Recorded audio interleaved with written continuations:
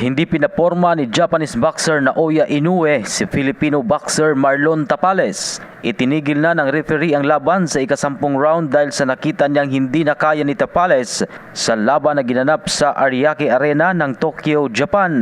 Sa nasabing laban ay 2 beses pang pinatumba ni Inoue sa ika-4 na round hanggang makatayo ito bago matapos ang ika-10 bilang ng referee. Pagdating ng ika-10 round ay hindi na tumigil si Inoue sa pagpapakawala ng mga suntok para ibigay ang ika-4 na talo kay Tapales.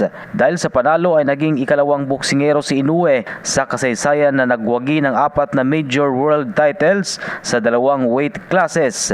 Hawak na nito ang WBC, WBA, WBO at IBF world titles sa 122-pound super bantamweight division. Mayroon ng record si Inoue na 26 win, 0 loss habang si Tapales ay mayroon ng 37 win, 4 losses at 19 knockouts. Yan ang Balitang Sports. Ito si Ray Tampos para sa Radyo Alternatibo Balita Nationwide.